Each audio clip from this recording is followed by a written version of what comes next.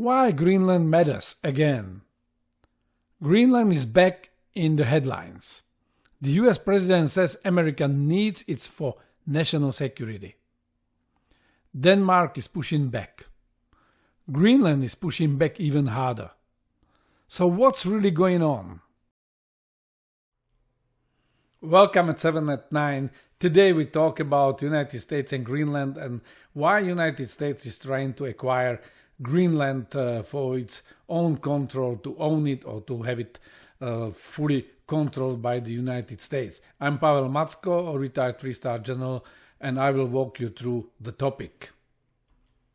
As you can see on these pictures, the Greenland is really the biggest island in the world.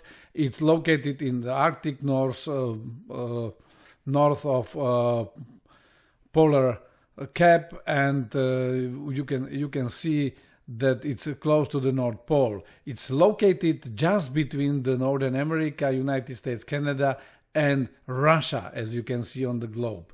And when United States would acquire this land, I mean Greenland, then you see on the lower picture how it would look like with the US territory. So it's clear that beyond Greenland, the United States is also talking about Canada and tries to convince Canadians to become part of the United States. Just technically, it makes perfect sense, because in such a case, you would see very compact Northern American territory controlled by the United States facing the rest of the world. Why Greenland matters to US? Greenland is the largest island on Earth. It sits between North America and Europe, right in the middle of the Arctic. And beneath its surface lie rare earth elements, nickel, cobalt, uranium, and other minerals essential for modern technology. As the Arctic melts, new shipping routes open, new resources become accessible, and new geopolitical risks emerge. That's why the US, China, and Europe all care about Greenland.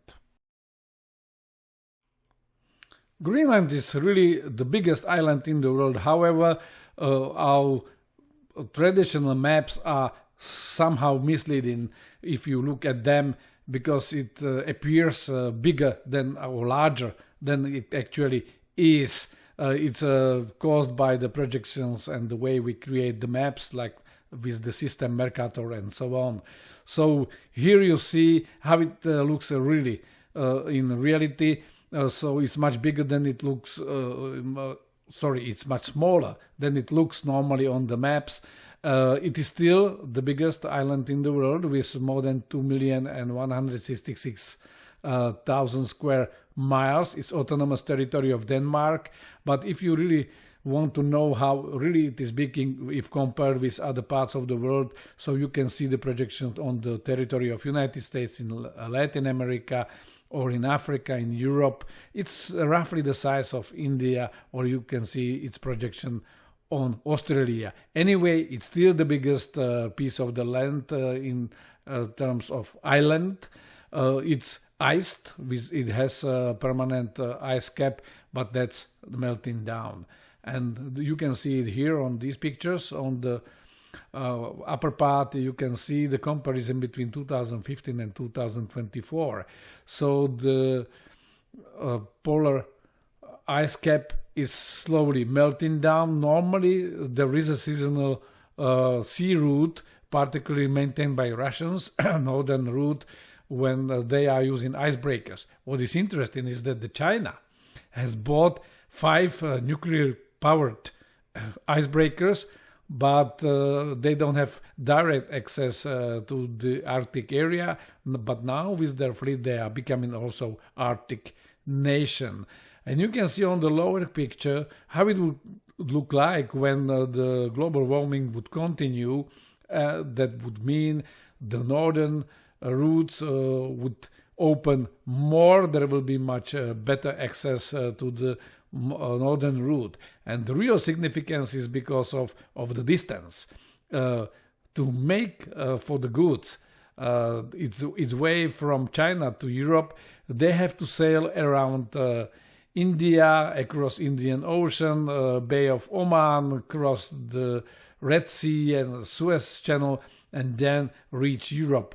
But it's much shorter if it goes via the northern route. So those who would control the northern route, who would control the area, would have economical advantage, and additionally to that, with melting ice, there will be access to the natural resources in the area, be it in Greenland or on the seabed in the Arctic Ocean.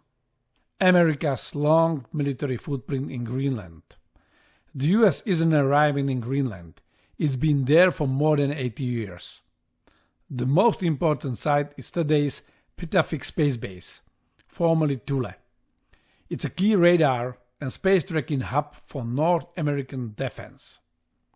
Historically, the US also operated major bases at Sonderstrom and Narsarsuaq, and even built Camp Century, an experimental city under the ice powered by a small nuclear reactor. In other words, the US already has the access it needs. Trump's policy, then and now. In 2019, President Trump floated the idea that the United States should buy Greenland.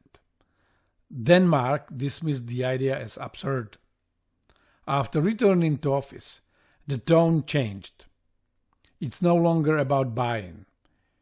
It's about the US needing Greenland for national security. The president points to Russian and Chinese activity in the Arctic and says America must act.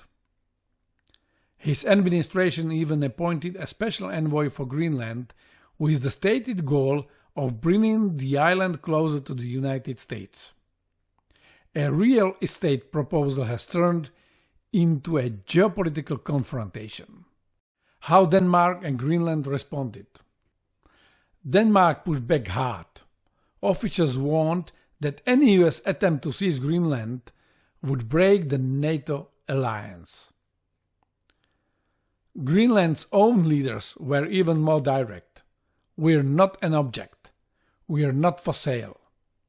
And European allies made it clear they would defend Denmark's territorial integrity. So, the United States suddenly found itself facing resistance, not from rivals, but from friends. What's really driving the tension?